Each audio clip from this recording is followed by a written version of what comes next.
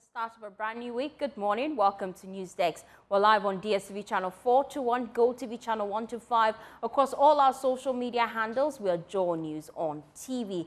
Coming up, Organised Labour says it is still on strike despite an announcement by SSNIT board rescinding its decision to sell off a major percentage of its hotel. We're live on the grounds for details.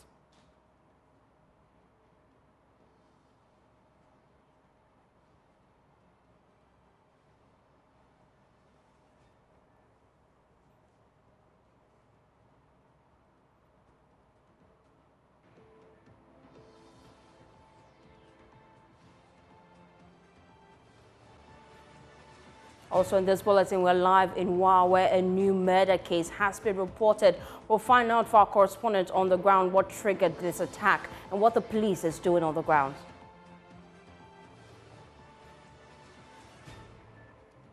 You're watching Joy News Desk. Do stay for details.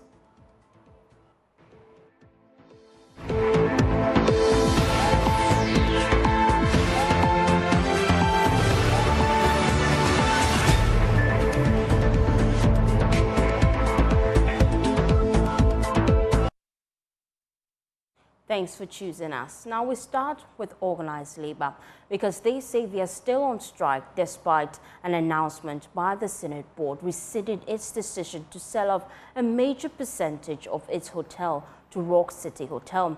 We know that on Friday, Organised Labour asked its members to abandon their posts from Monday to protest the sale of 60% stake in 4 hotels owned by SSNIT to Rock City Hotel. Now, that decision to sell off the hotels had already been met with stiff opposition from the general public. Right after Organised Labour announced their strike action, we know that SSNIT board also announced the termination of that negotiation. We also know that Rock City Hotel, a major stakeholder in this conversation, withdrew their bid. Now, let's get on the grounds now and check compliance to the various unions. We start here in the Greater Accra region. My colleague Kenneth Jesse is on the ground. Kenneth, what can you report?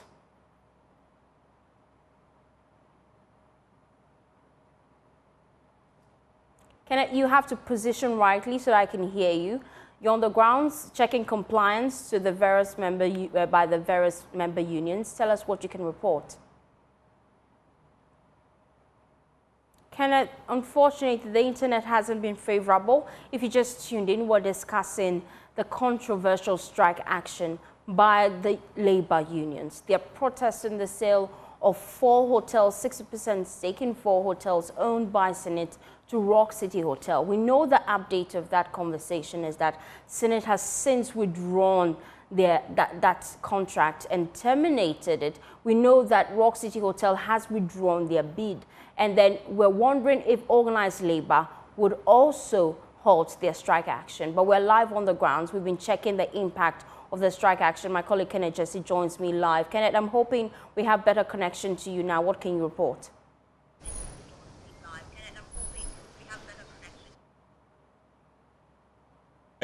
Faustina, we've been to several ministries. We've been to the local government ministry, education ministry, Ministry of the Interior, the Ministry of Youth and Sports, and the Ministry of Fisheries and Aquaculture. They are all complying with the directive by Organised Labour not to turn up to work today in solidarity with SSNIT's decision to sell off its stakes in 4 of its hotels to Agric Minister Brian Chapo. Now, that deal has since been abrogated, and SSNIT has subsequently said that they are no longer going to consider selling the hotels to anybody, but Organised Labour still insists that that strike will not be called off until the board members of SSNIT all resign. So we came to ensure or to see whether workers are complying with this directive, and truly they are complying. At the Ministry of Youth and Sports, for example, when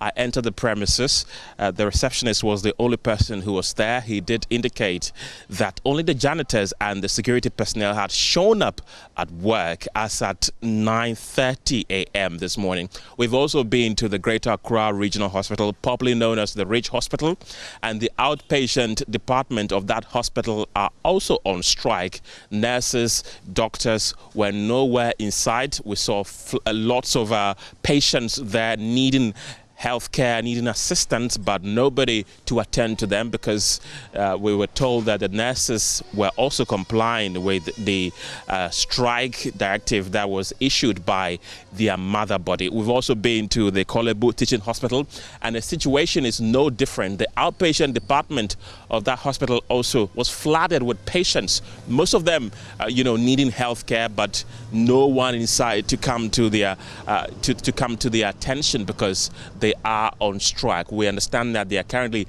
engaged in a meeting, Organised Labour, to whether decide to continue the strike, call it off, sit with SSNIT, whatever they want to decide. We will bring you up to speed with that. But, as you can see, when you come to the ministries, you will see red bands on walls, trees, gates, entrances. It is characterizing the entire place, showing that they are on strike, not going to work until at least they hear something from their mother body.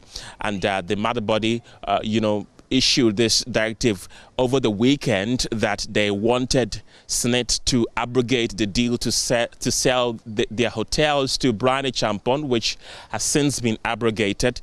But that appears not to be enough for them. They now want the entire board on SSNIT to resign, and that is the reason why the strike is still going on, even though Brian Champon has pulled out. SSNIT has also since said that they are no longer selling the hotels to anybody, but still the strike is still ongoing. So, as I mentioned earlier, you can see red bands across the entire stretch of the ministerial enclave throughout all the ministries, at the Finance Ministry, Ministry of Education, Ministry of Local Government, Ministry of Gender and Social Protection, at the Ministry of Youth and Sports, at the Ministry of the Interior. All the ministries have red bands characterizing them, and nobody's showing up to work except the janitors, receptionists, and then sometimes the security personnel.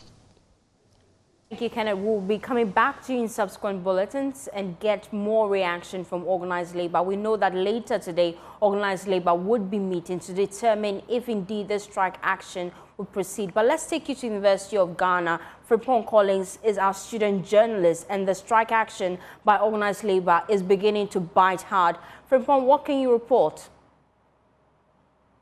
This morning on the University of Ghana campus, where we were moving around across campus to find out how the strike is impacting academic activities, we realized that on a typical Monday morning, where students are rushing, lecturers are rushing, everybody's rushing to get to class around 7:30, 9:30, but wasn't like the usual, where now the streets are empty on the University of Ghana campus. And I went to some of the lecture rooms, especially at John's Creative Building, one of the biggest lecture halls on University of Ghana campus. And on a Monday, typical Monday morning, there will be a lot of students around who are rushing to move into some of their lecture rooms. But that wasn't the case. You can see quite a number of people there, but they are not like the usual. And you enter the lecture rooms, lectures are already ongoing in some of these lecture rooms, and lecturers are there teaching.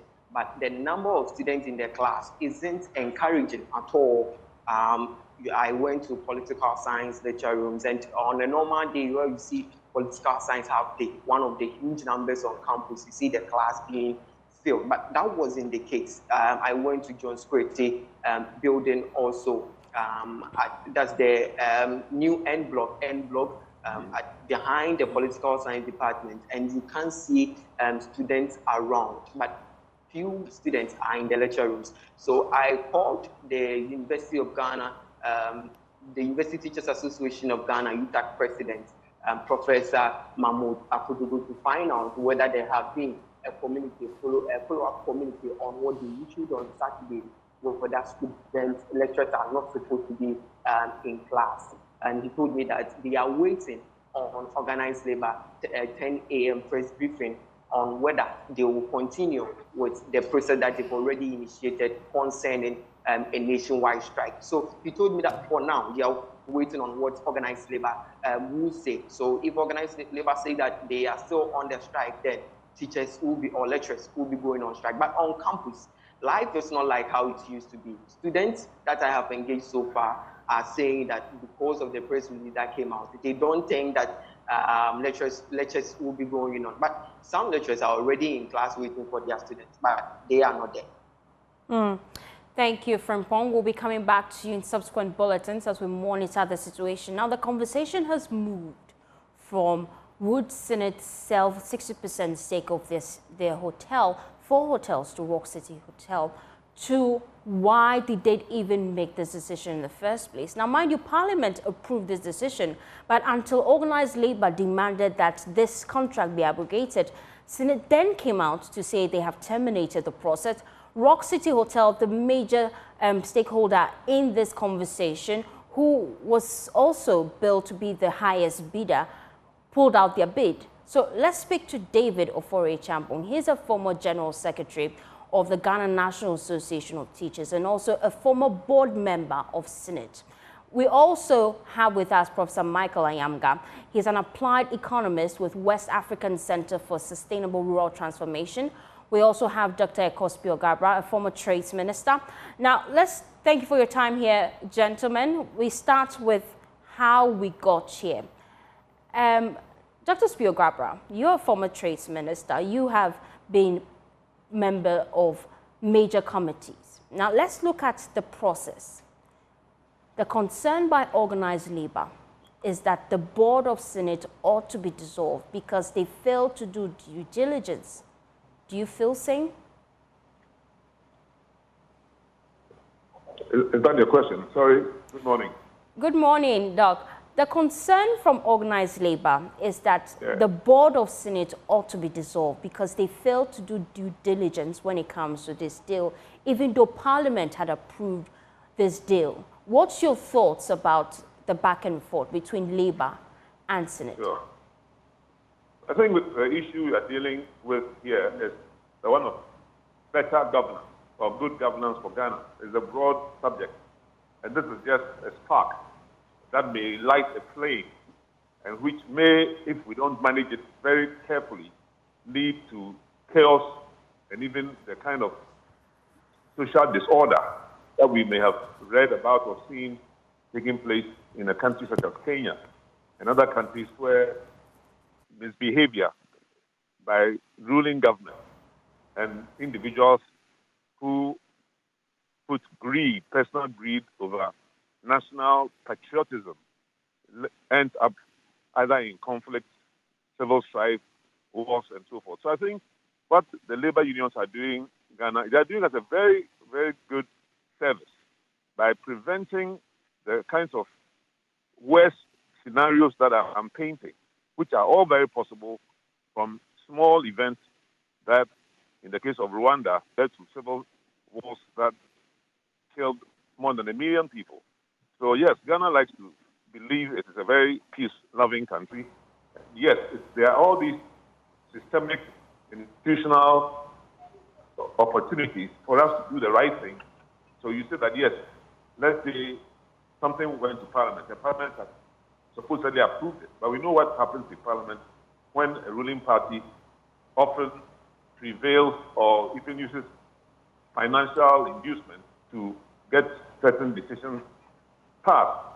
And then you have other forces in society, whether they are peace council members, whether they are ordinary pastors, whether they are professional bodies associations and professionals like the Bar Association. There are so many institutions in Ghana by God's grace which have existed for decades and who all have various roles to play. And so this time, you may say labor union versus, a board. Another time, maybe, if you talk about the lands that are being looted and stolen all over the country, you have seen for the first time, maybe, the Judicial Service of Ghana raising the fact that, I don't know how many, 17 or more bungalows belonging to judges are either being sold or about to be sold to an individual. We saw judges in the National Cathedral project having their homes, erased, demolished for a product or an enterprise that never took place. And I'm saying that all these points, there are social forces that could intervene. to prevent mayhem. And sometimes the social forces keep quiet or don't do their part of the process of democracy. So democracy is not just the voting that we do once every 4 years, but all these things that can happen in between social actors, economic actors, financial institutions, and in this case, a board of directors who either have failed to do their work and therefore must be removed, as the labor unions are asking for, and many other institutions that are supporting the labor movement, because all of us are part of labor anyway, as long as we have any services to render. And to the extent that I've been a public servant in the past, many people forget that the public servants are the ones who process all these documents that politicians and other decision makers instruct them to do. So they are aware, and they are there. They sit in the offices that we have made available to them, and they see political actors and leaders misbehaving. Often they are asked to be induced. So you go to Lands Commission and Judicial Service, and political people go and give them incentives to keep quiet. But after a point, even they get frustrated. Even they who also go to the marketplaces and buying things like all of us, they get worried. Why is inflation so high? Why is the city depreciating? And after a point, it gets to a point where they say, look, enough is enough. Even we, with our corruption and with our misbehavior, are going to stop supporting these political people who have given very bad decisions and potentially leading the entire nation into chaos, into national crisis. So I think that is what is happening. Now, let's look at the concern that organized labor is simply acting based on emotions.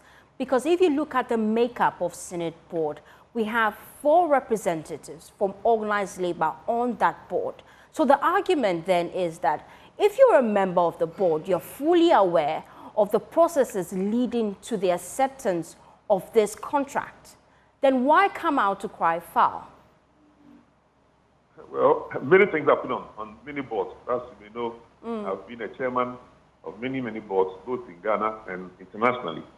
And what happens is that often board members are selected in an arbitrary manner. The whole selection process of many boards is not transparent, and so not apart from institutional representation. And even institutional representation, if an organization is asked to nominate somebody to sit on a board, they don't necessarily nominate the most qualified and most suitable, most appropriate person to sit on that board. There's all kinds of funny influences that take place. So you can find a board that is highly mismatched in terms of the skill set and the ethical standards of the individuals on the board.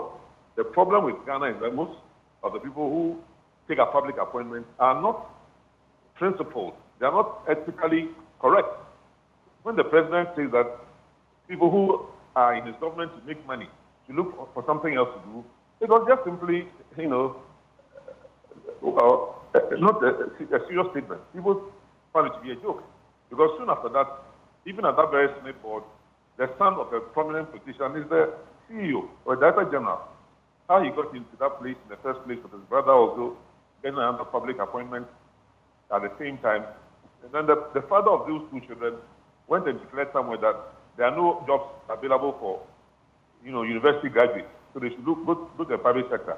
Meantime, he's getting children into the public sector. So all those ridiculous things are being seen by Ghanaians. Ghanaians see all these things. They hear them, they read them, and they are eternally patient. But it gets to a point where people's patience runs out. And then we don't want to get to the Kenyan level, but in Kenya, the entire government of Kenya has had to be dismissed by the president. Because the president did that because he himself, his own job was on the line. People are coming for him, not for him and his life. They are coming for he himself. They then started a government building, and so he found out that a way out, let me sack everybody. The government of the day is about to be sacked. Either through an election, or if they don't behave now right, then the labor union is on their case, or the labor union representatives. If you look at the composition of the labor union, there's a lot of institutions. You just go to the University of Ghana, UTAG, and UTAG alone and the educational sector, there are over 20 unions within the educational sector alone. The TEUs, the NUCs, and the NUCs and all that. If all of them decide to put down their tools, then they are doing Ghana a service by preventing cataclysm and mayhem from taking place by using peaceful approaches and telling the government, look, Mr. Government, Mr. President, you seem to be asleep on the wheel. You don't seem to be awake to the realities of Ghana. People are starving. People are dying. Your country has 800,000 more people below the poverty line, according to the World Bank and other institutions. And your ministers are buying and selling and looting every piece of land available. Isn't everybody aware of this? The president should be aware. International observers are aware. So it gets to a point where we are about to get into, mayhem. And the unions are trying to prevent us from getting to the brink. But we are very close to the brink, where the water bodies of Ghana have all been, looted and infested with cyanide and other, chemicals. It's a big subject. What I'm telling you about the subject is about the governance of Ghana. We are having very bad governance, and some of the institutions are now standing up for the first time and telling all of us enough is enough. And I'm asking the trade unions to continue to stand up for all of us Ghanaians, because they are the ones who have the authority and the power at this time to help the government to take better decisions on all of our behalf. Thank you, Dr. Ekospio Garbara, for your time here on News Desk. Now, let me bring in David Ofori-Champong. He's a former General Secretary of the Ghana National Association of Teachers. He's also a former board member of SSNIT. Thank you for your time here on News Desk. Let's understand the processes. Before such a deal comes to Parliament, as a former member of the board of SSNIT, what are the processes some of these contracts go through in terms of the board? Thank you and good morning. I hope you can hear me. Loud and clear, sir. Good. Now, first, let me start this conversation from this angle. Dr. Spiogabra made some allusions, which I think is unfair, by saying that when people are selected to board, in certain cases, they are incompetent and this kind of thing. But let me assure him, for those of us who represented Organised Labour on the previous board, the one that started from 2016 to 2020, were made up of myself as the General Secretary of NAT, Dr. Prince Ankra, he was the General Secretary of the Ghana Mine Workers Union, Mr. Joshua Alsa, he is the current Deputy Secretary General of the TUC, and Chief Anaba, he was the President of COSAC, and he is a coordinating director in one of the regions, I think Upper East or so. So we represented Organised Labour on the board. Now, the next point I want to make is that if you go on a board of a trust, you must bear in mind that you hold fiduciary responsibility. And that responsibility puts you in a special relationship with the beneficiary. And therefore, you are expected to be fair, loyal, and trustworthy to the people you represent. My sister, the issue of SSNIT is a very dicey one, which needs a whole national conversation. I can tell you that any single investment of SSNIT, wholly owned by SSNIT, is not profitable. You can check. Go to SSNIT and find out. Any single investment of SSNIT, which is wholly owned by SSNIT, is not profitable. Now, when we took over in 2016, I'll give you some few facts. The right to information law is there. You can go to SSNIT and look for those facts. And so we don't make decisions based on emotions or selfish interest. For example, if you take a look at the accounts of Ridge Royal from Cape Coast, in 2016, their turnover, the whole year turnover, was 429,188. After everything, they declared a net profit loss of 3,015,941. 2017, their turnover was 4,179,993 Ghana cedis. They declared a loss of 7,957,991,000. My sister, we represent the interests of workers on the board. Government is supposed to pay a certain amount of money every month to SSNIT. If you go through the records of SSNIT, year-on-year basis, you will see the level of default of previous government's commitment of paying workers' contributions to. Then you set up institutions of this nature. I just given you just a few of them. And they are making losses. And you sit on the board and you receive requests from them, sometimes asking you to inject capital, additional capital, for the purchase of air conditions, for the purchase of generators, for even paying SSNIT contributions of workers of those institutions, unable to pay GRA. If it is your private company, would you allow this thing to happen? Especially for those of us who are from organized labor, who are looking at the returns on investment that must improve the quality of life of workers after they are retired. But it's not in doubt. It's not in doubt. Let me come in at this point. It's not in doubt that SSNIT has been making losses. In fact, one of the key reasons they cited for proposing this sale of 60% stake in 4 hotels to Rock City Hotel is that they've been making losses and they need someone to inject capital to turn the fortunes around. If you allow me, I'll finish and leave it there. Yes, that is not in... hold on for me. That is not in doubt. I'm asking because as a former board member of SSNIT, the concern now is that it is impossible for this proposed deal to have traveled as far as Parliament approval without the knowledge of key members on the board, which include 4 members of Labour Union representation. If you allow me to finish, you understand my point. Okay. So in 2018, we asked management to look for strategic partners to ensure that these hotels return to profitability and that they should go through the process. At the time that we were there, the process had started. But we ended our tenure in 2020. The problem that I have with organized labor is the fact that I've read a lot of communication that says that they were never aware and that some of the decisions that the people on the board took was on their blind side.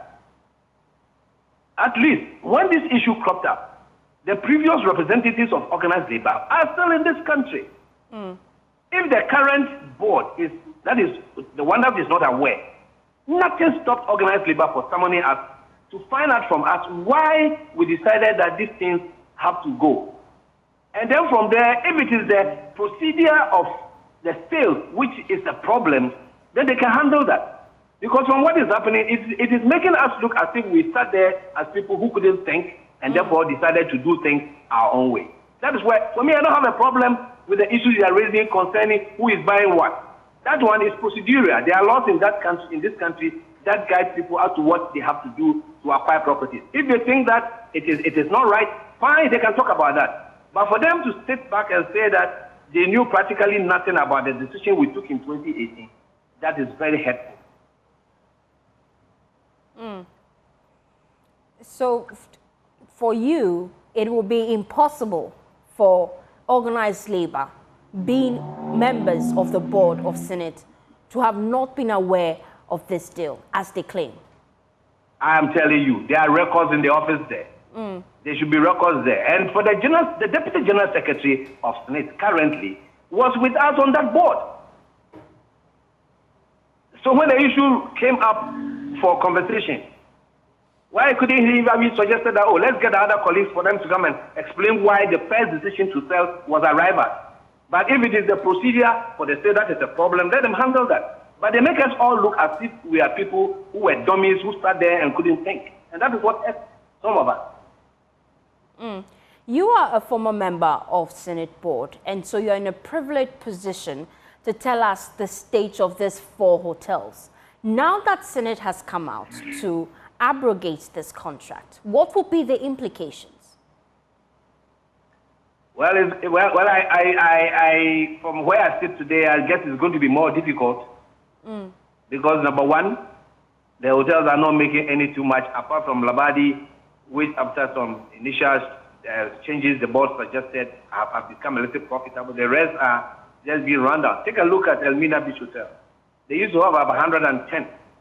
If you go there, I don't think even 35 is operational. Whoever will have to invest there, they have to tear the whole pieces down and rebuild.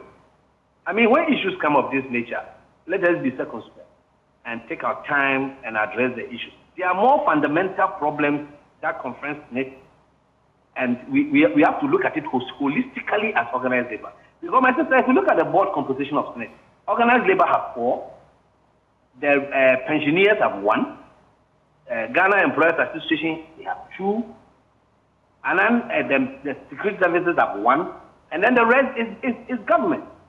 So if it's institutional issues that we need to sit and look, why don't we try and sit down and have a broader conversation as to how can we make these things that we see as a border to us more profitable, more, I mean, something that you can really put your fingers on and make sure that even if it comes to investment, you must invest in areas where you can reap resources.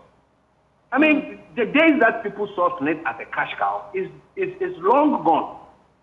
Because if you look at the history of SSNIT, there were instances where governments would tell SSNIT, can you invest in PANAFED? My sister, what would PANAFED bring by way of investment to the scheme? Because you are investing people's money so that when they retire, you can pay them some dividends. So if you ask people to go and sponsor a program like PANAFED, where you buy mattresses, rent places, and they come at the end of the day, you only have to discount the mattresses at a lesser cost. How do you make money for the working people? So for me, organized labor should sit back, look at the issues critically, and advance arguments as to how to make SSNIT more productive. Now, I'm going to ask you this final question before I let you go. If this deal had sailed through successfully, because you're a member of the former board of SSNIT, where do you think the proceeds from this sale would have gone to in terms of investment? Would it be in government bonds? It would have gone to SSNIT itself to invest. Because you see, right now in this country, I guess the only place where you can invest and reap the needed benefits could be in government bonds. But that is for the board, the present board, and the management to make that decision on. But what was important is that we needed to cut our losses. There was no way government was not paying all the monies that SSNIT needed at each month. Yet at the end of the month, these same small monies that SSNIT collects from even private organizations like Joy FM and the rest will have to go back into our coffers and take some out as capital injection into ventures that were not profitable. A dissolution of SSNIT board is what organized labor is pushing for as we speak. Do you think that their concerns are legitimate? I don't think so. You see, the point is that is why I wanted to speak on this matter. It is not an issue of dissolution which is the problem. It's an issue of ensuring that you have competent people who can read and understand, people who go to files and cross-check and make sure that this is the decision that has been taken, was it properly taken? It's an issue of getting to get other people who have sat there to ask them, why did you make decisions, so that we as the sitting people can make informed decisions. It is not an issue of dissolution. If you dissolve it, and we keep the system running the way it's running, we're going to have the same problem going forward.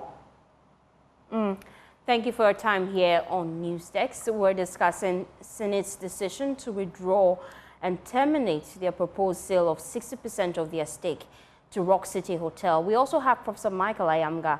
He's an applied economist with West African Center for Sustainable Rural Transformation. Thank you for your time here on Newsdesk. The concern raised by our panel this morning is that the abrogation of this contract would spell doom for the country moving forward because SSNIT is consistently making losses. As an economist, how do you propose we revamp SSNIT?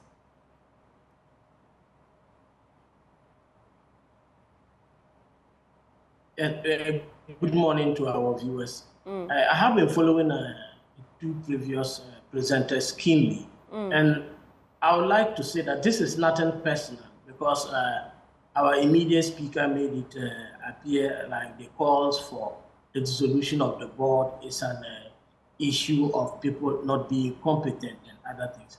I think it's more of an issue of conflict of interest. Organized labor's position is that if you don't believe that SSNIT must exist with these hotels as part of their property and investment mix, then you go and somebody who believes in that system comes in. It's as easy as said. I would like to state that I'm someone who probably looked at the data some time back. And if you look at SSNIT, the issue has to do with a more orientation in terms of value for money rather than an issue of competence. You looked at the data, and at the point that, for example, the marginal product of labor productivity was declining, you still have SSNIT higher. At a time that the returns on assets was declining, you still had them going to take loans guaranteed by the government and raking up debt. From both sides, they are raking in debt. From the other side, they are making losses. And you want to ask yourself, if this company was your own company, are you going to take those decisions? And that is the simple questions we are asking here. We are not asking that people who are sitting there are not competent.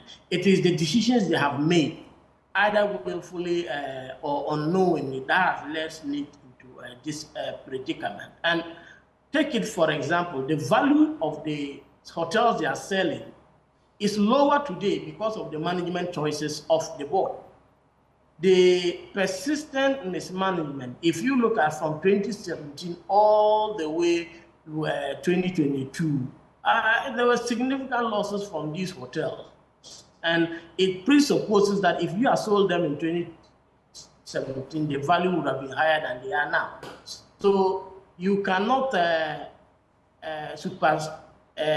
over something, sit over something, take a decision, and if it is not good, you are asked to go, you feel it's that is not the case here. One of the things that has been running across state-owned enterprises in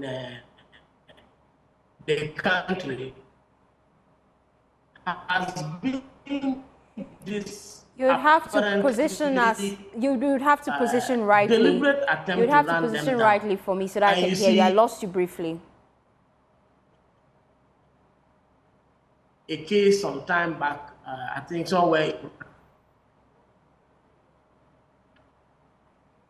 Unfortunately, we have lost connection to him. We'll try our lines and get back to him in subsequent bulletins. That away from that, residents of Dobli, a suburb in Wa, in the Upper West region, say they are shocked following the murder of a middle-aged driver in the area.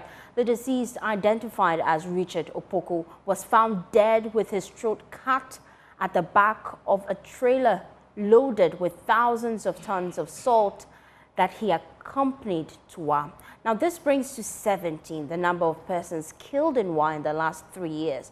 Rafiq Salam joins us with the latest on this. Rafiq, tell us how this happened.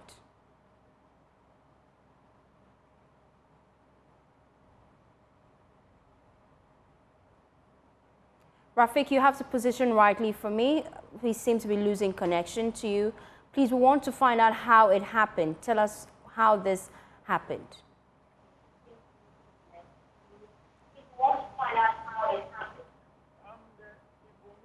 We gleaned on indicated that the incident happened during the wee hours of the morning. This is an expectant driver who came into town last night with the driver loading several tons of salt. And so when they came in the night, the owner of the salt told them that it was during the night, and then they could offload the salt. And so they were asked to sleep, and the next morning so they could do the offloading. So only this morning to get up to see the driver mate lying in a pool of blood at the back of the trailer. Also, we were also told was that the owner of the salt also invited the deceased to come inside the room to sleep there, but he decided to say that he would sleep on his veranda, and then after some few hours, then he would come inside. Only this morning to get out in the house and then not to see any sign of him around the area that he said that he would sleep. But what also actually happened was that they saw a map that was also rippling with several blood dotted around the veranda. And so a search party was conducted, and then they saw him lying in a pool of blood, prostrate at the back of the trailer. Now, has security been biffed in the area? Because this is the 17th murder in the span of... For now, the situation is still same. A couple of days ago, there was a demonstration in town from some youth camps in Wa. trying to vent their anger on the security agencies and also the duty bearers on their passive reaction to some of these issues. And so they think that the duty bearers are not doing enough to unravel the mystery surrounding the death of these personalities. And so occasionally we could see some kind of vehicles, police vehicles and also even the military passing by. But the area in question for now, we didn't see much security except that those who came to start the investigation. We also saw the regional commander, DCOP Lomoti, who also came to the crime scene and then left. But as I speak to you now, it appears that there will be a RESEC meeting that will happen in the next few hours. We have seen almost all the security agencies their vehicles are packed at the forecourt of Regional Coordinating Council, and wondering that there will be a meeting that will take place and then for them to decide on what to do. But for now, security in town is still the same, but we haven't seen much of them at the street. Thank you, Rafiq Salam. We'll be back in one subsequent bulletin because this is the 17th murder recorded within a span of 3 years. Now let's do some health-related stories. The Ghana Health Service has issued an alert following the outbreak of dengue fever in the eastern region. Now the warning comes after the National Surveillance System identified unusual clinical malaria cases in several districts that did not respond to standard anti-malarial treatment. According to the Ghana Health Service, these cases were managed and were confirmed as dengue fever by the Noguchi Memorial Institute for Medical Research. In a statement issued on Sunday, 14th of July, the service revealed that 9 cases had been confirmed. So on your screens now is that statement released by the Ghana Health Service. It says dengue fever is a viral infection that spreads from mosquitoes to people. Well, this is a breakdown of what it is for people watching and they don't have a fair idea what dengue fever is. It's a viral infection. It spreads from mosquitoes to people.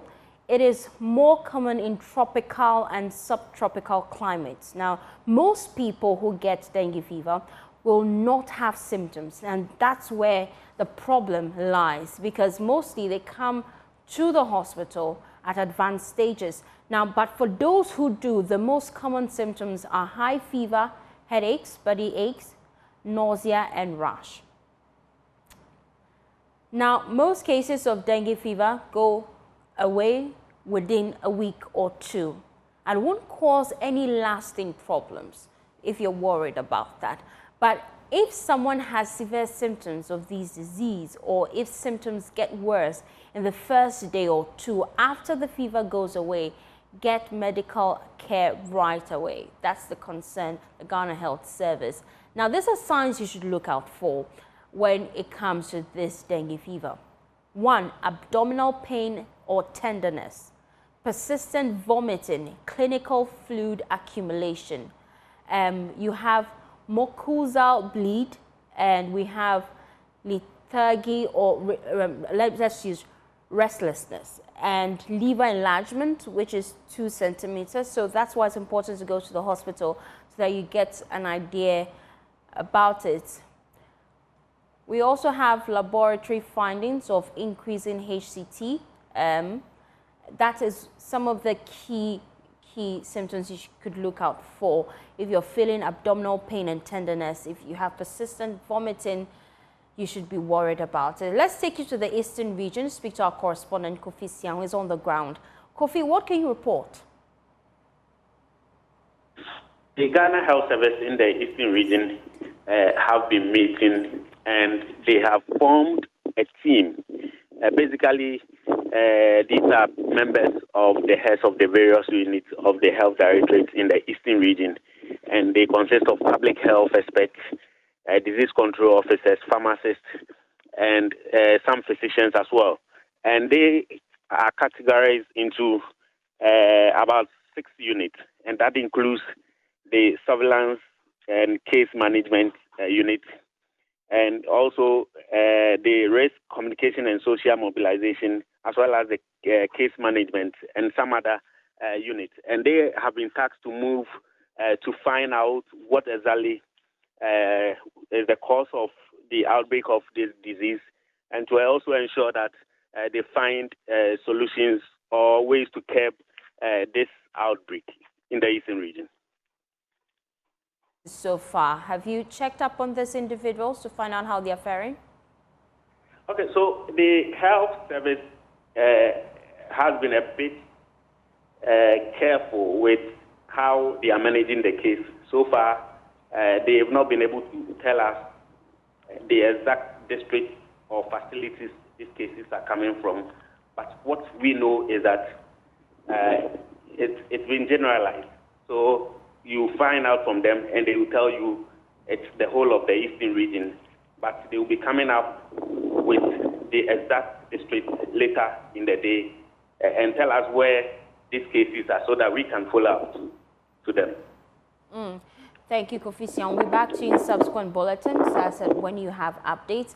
But then just some quick updates from the Ghana Health Service as to where we are right now.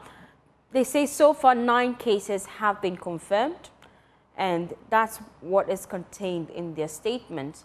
They say the global overview of this in 2023, the reason why they feel is very important is that they reported 6.5 cases in 2023, 6.5 million cases in 2023, and 7,300 deaths. And that's from the Ghana Health Service data. Now, what is it? We've spoken about it. It's a viral infection that spreads from mosquitoes to people. It is more common in tropical and subtropical climates.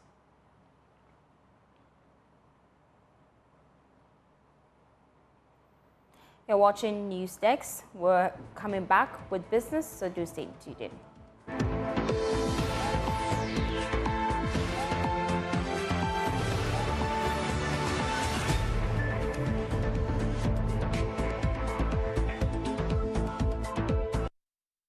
Welcome back to Business on News Desk. My name is Winston Taki, and now to our first business story. The Global Executive Director for Solidaridad, Andre De Freitas, has called for special financing schemes to support farmers in oil palm production. He noted that with the right support, farmers can ensure best management practices, which will boost the production of small-scale palm oil production, improve quality, and promote sustainable environmental practices. He addressed the media after a tour of some artisanal palm oil production sites in Kede in the eastern region. Use of traditional methods of palm oil production often involves crude equipment, unhealthy practices, and poor waste management. This results in dire health implications and environmental challenges. Mechanized methods in small-scale palm oil processing not only reduce processing time, but also improve yield and ensure healthy and quality production. Under the National Initiative for Sustainable Climate-Smart Oil Palm Smallholders, Solidaridad developed an innovative solution to improve small-scale palm oil processing. The innovation has improved working conditions by reducing smoke and implementing better waste management practices. Here is Andre De Freitas, Solidaridad's Global Executive Director. The traditional process of producing palm oil are very inefficient. So they produce a lot of smoke, they produce health hazards. There's a lot of women that are exposed to all the smoke and poor working conditions. And the yield that you get from the palm oil is a lot lower. So there's less economic benefit as well. So by investing in better processing facilities, we get better yield from the oil. So we go from 12% to 20%. And we improve significantly the quality of the oil and the working conditions. So women will no longer be exposed to these very smoky, dangerous conditions that they were before. He noted that with the right financial support, farmers can ensure best management practices. A lot of the palm oil farms have very low productivity. So if you invest in best management practices, BMPs, you can raise significantly the production of palm oil and get to maybe 20 tons a hectare of fruit. So that's one key benefit that you have. I think if you look at these type of mills, also support from in terms of finances and loans, and I think it's important to have a financing mechanism that helps producers to invest. Yao Ewusi Entry, the owner of Joe Farms, one of the beneficiaries of the innovation, explained the socio-economic benefits of the mechanized mill. In the manual, we aggregate the fruits before we process. So in a day, we can, on the 10th day, we can have like 20 to 30 drums, which is in liters. Each drum is 250 liters. But here we get about 10 drums in a day. Usually when we start early in the morning, like say 4 o'clock in the morning, and by 6 p.m. when we are closed, at least we can have like 10 drums, which is times 250 liters.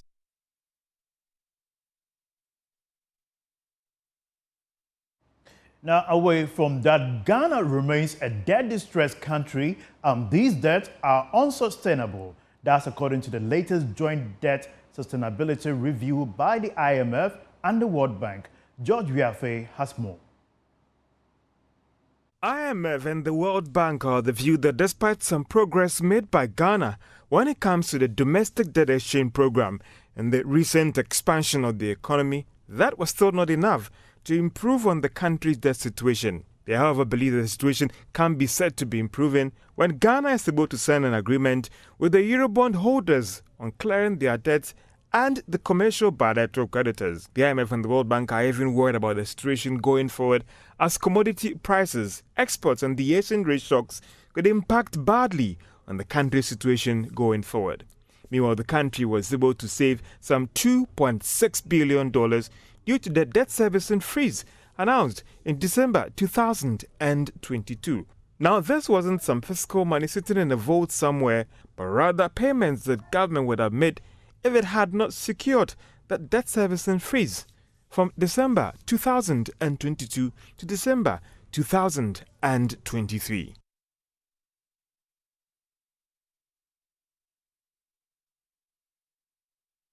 That will be all for business on Newsdesk. My name is Winston Taki. We have more news for you after this break. Stay tuned.